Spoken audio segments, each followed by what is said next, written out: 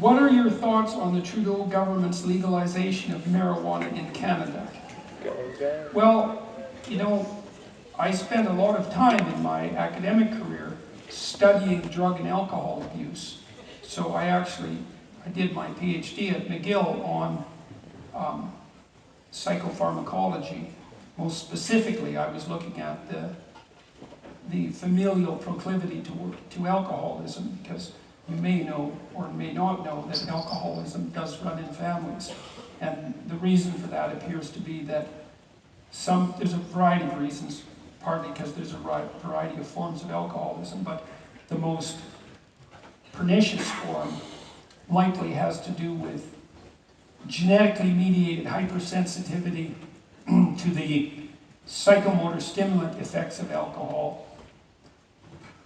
If you're one of those people, when they drink, you kind of wake up and you get more social and you get more talkative, and you want to have another drink, which is a quick pathway to alcoholism, then one biochemical event that may be occurring is that you're sensitive to alcohol's ability to produce endogenous opiates. And so, for some people, alcohol is very good at doing that. And as I said, if you're one of those people who has a hard time stopping once you start drinking, then there's a reasonable probability that you're in that category. Anyways, I studied alcohol for a long time. And if you wanted to make one drug of all the drugs we have legal, alcohol would be the wrong one. Because alcohol, so here's some statistics.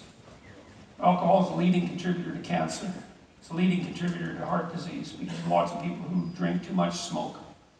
And it's much worse to smoke if you also drink a lot.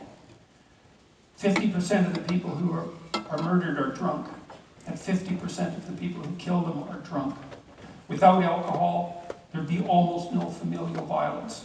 In fact, there'd be very little interpersonal violence, because interpersonal violence is almost always motivated by excess alcohol consumption.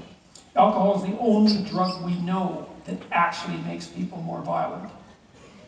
So we picked the wrong one when we legalized alcohol. It's also incredibly addictive. And you know, heroin withdrawal doesn't kill people.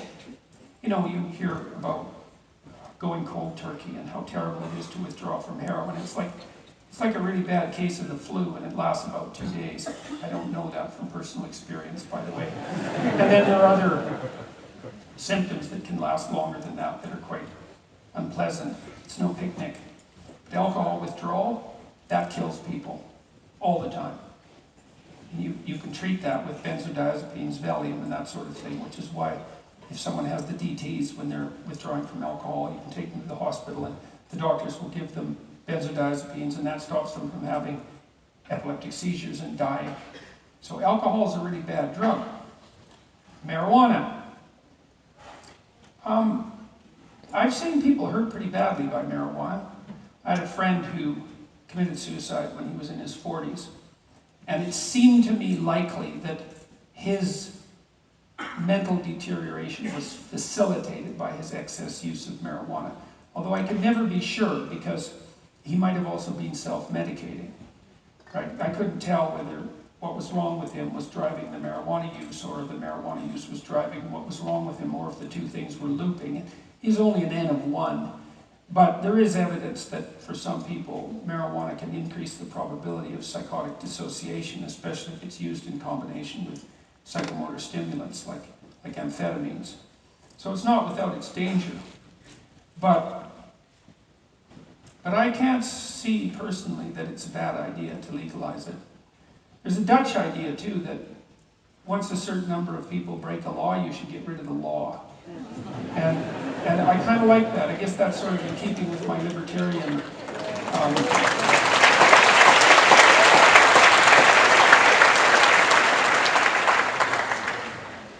And then the other thing is, I think one of the most catastrophic consequences of the war on drugs, apart from the fact that all sorts of people have been incarcerated, especially in the US, who probably, and that's probably been a net negative, and that's been a net negative, and perhaps a net negative of incalculable consequences.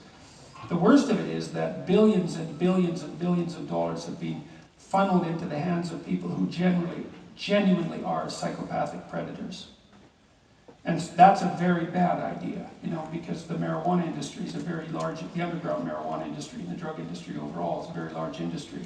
And dumping all that money into the hands of organized criminals seems to me to be a very, very bad idea. It's certainly destabilized Central American countries for years, especially in the case of cocaine, the cocaine business. So, and I know that places like Portugal, for example, you know, Portugal decriminalized all drugs about 10 years ago, all of them, and without apparently catastrophic consequences.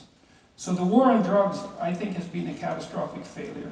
It's produced an immense increment in the wealth of psychopathic predatory criminals. It's destabilized major national states. It's had no evident effect whatsoever on recreational drug use.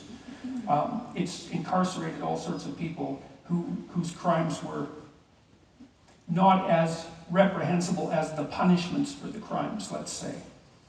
And perhaps if more people smoked pot, less people would drink. Perhaps not. So I would say, also given that such a vast proportion of Canadians have and continue to smoke pot, that it's probably worth running the experiment. So that's how it looks to me.